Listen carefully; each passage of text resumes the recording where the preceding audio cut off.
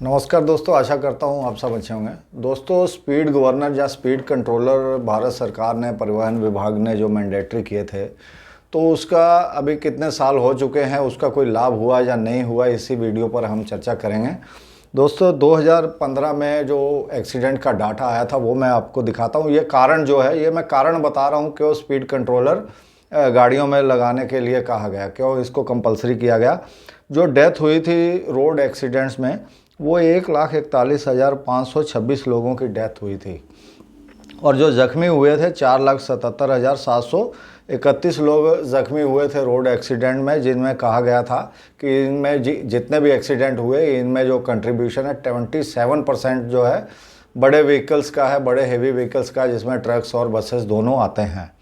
तो इसीलिए तो काफ़ी दबाव था परिवहन विभाग के ऊपर कि आप इसके लिए कुछ करिए, तो उन्होंने फिर इसको मैंडेटरी कर दिया। तो जो ट्रक्स, बसेस और टैक्सी वगैरह को जो स्पीड लिमिट है ये 80 रखी गई, और स्कूल बसेस है, डंपर है, जहाँ टैंकर्स है, जहाँ हैजर्ड्स गुड्स लेके जाने वाले जो गाड़ियाँ थी, उनकी जो स्पीड लिमिट है वो 60 रखी गई, और कुछ गाड़ियों को इनसे बाहर रखा गया।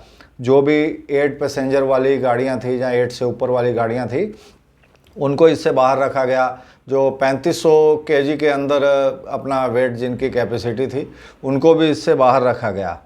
और दोस्तों, बाइक है, 3 व्हीलर है, क्वाडी साइकिल वगैरह है, पुलिस की गाड़ियां हैं, फायर ब्रिगेड वाली गाड़ियां, इनको भी इससे बाहर रखा गया।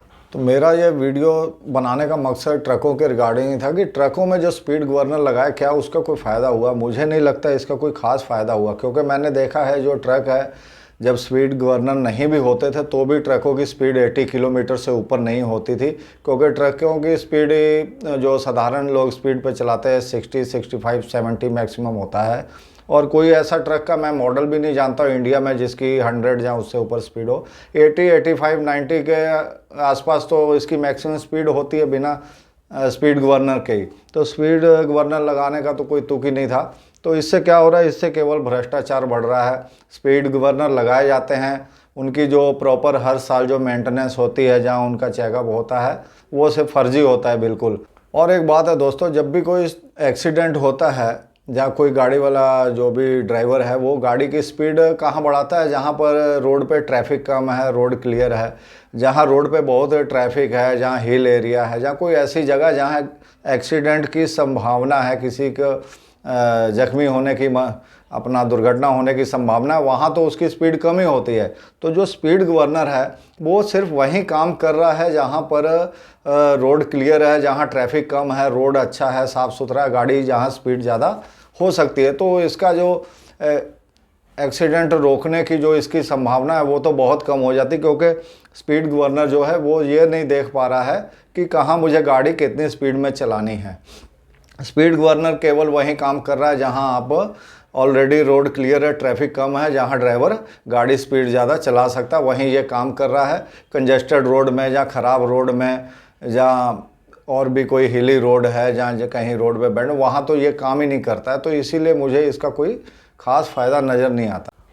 और आप एक चीज़ देखिए कि जो सबसे ज़्यादा जो एक्सीडेंट करते हैं, जो गलत गाड़ियाँ चलाते हैं, बाइक चलाने वाले चलाते हैं, क्योंकि उनकी जो ट्रेनिंग बहुत कम होती है। हालांकि ट्रेनिंग स्कूल में तो ट्रक ड्राइवर भी नहीं सीखता, हमारे यहाँ ना बस ड्राइवर सीखता है, लेकिन फिर भी उनको लंबा समय लगता है सीखने में, जिसके दौरान उनको ट्रैफिक व्यवस्था की काफ़ी समझ आ जाती है, उनका एक्सपीरियंस अच्छा खासा हो जाता है। लेकिन बाइक चलाना है, सीखना है, 1-2 दिन का काम है, झट से बाइक चलाना सीख लेते हैं, लेकिन बाहर में जो रोड पे एक्सपीरियंस चाहिए, कोई भी गाड़ी चलाने के लिए, जो ट्रैफिक व्यवस्था को समझने के लिए जो एक्सपीरियंस चाहिए, वो उनको समझने में टाइम है। और इन गाड़ियों को क्या है, इससे बाहर रखा गया है। और अंत में दोस्तों, इसका फ़ायदा क्या हुआ ये तो बताऊंगा। पहले आप इसका नुकसान तो आप समझ गए। सबसे पहले तो गाड़ी की कॉस्ट बढ़ जाती है, कंपनियों को भी जिस दिन से ये मैंडेटरी हुआ ये लगा के देना पड़ता है, तो कॉस्ट तो वो आखिर कस्टमर को ही पे करनी पड़ती है।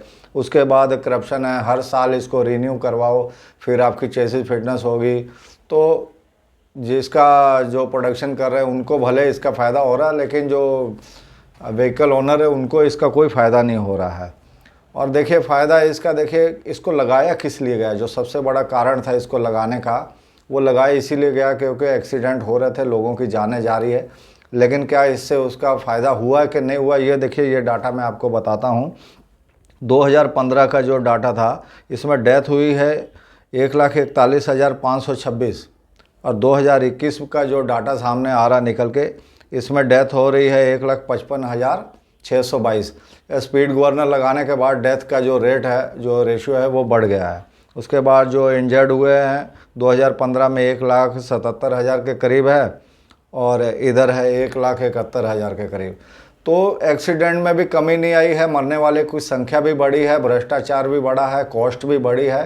तो मुझे तो नहीं लगता कि स्पीड गवर्नर लगाने का कोई लाभ हुआ है। स्पीड गवर्नर आपको गाड़ी चलाना नहीं सिखाता। स्पीड गवर्नर तो सिर्फ वहीं काम कर रहा है जहाँ पर आप गाड़ी अपना स्पीड चला सकते हैं, रोड क्लियर है, रोड अच्छा है।